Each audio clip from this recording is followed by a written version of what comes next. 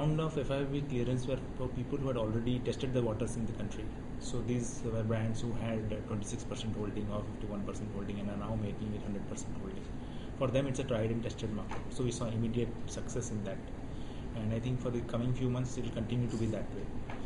Of the new brands, there are many who have applied for, but when they will roll out on the ground, I think is a little bit of a wait and watch because of the current political scenario where the elections are due and people want to see how the scenario of the political parties is changing and what is going to be the viewpoint of the new government.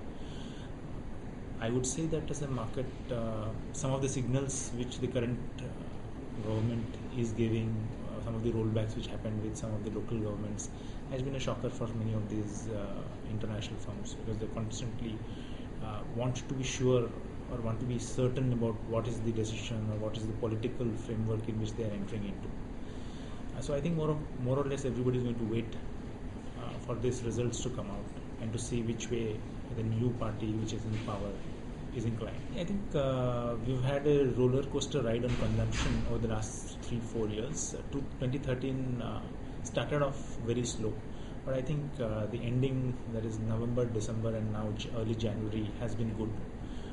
The retailers are seeing sales growth, sales happening in the stores. The like-to-likes have improved. So I think more or less the last 2 months has added some positivity in the retail industry. When it means cautious, it just means that there is no enthusiasm for opening up stores if the rentals are high or if the market is unproven. I think fundamentally retail is a business, takes longer time to gestate, and the business growth is done by two folds. One is by opening new stores and second is sales, same store growth. So typically if you're seeing some retailers are growing, that is because they are opening more stores. So that trend will continue.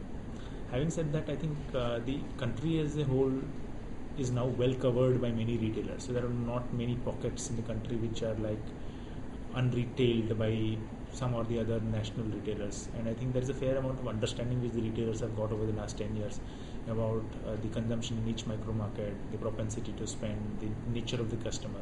So I think more of the newer growths and the future growth is going to be very cautious. So real estate I don't think has had that much of inflow. I think we realized in 2013 that it was one of the lowest amount of funds which came into the real estate per se. I'm not talking only about retail real estate but overall on the real estate front.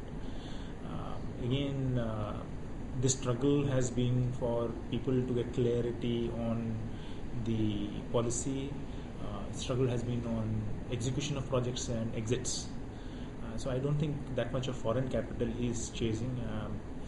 The real estate prices from a retailer's perspective, the rentals which the retailers can afford has been stagnant or near flat because of the consumption being flat. The residential prices have gone up in most of the markets. So in many markets, retail is no longer the best option for a development to come up.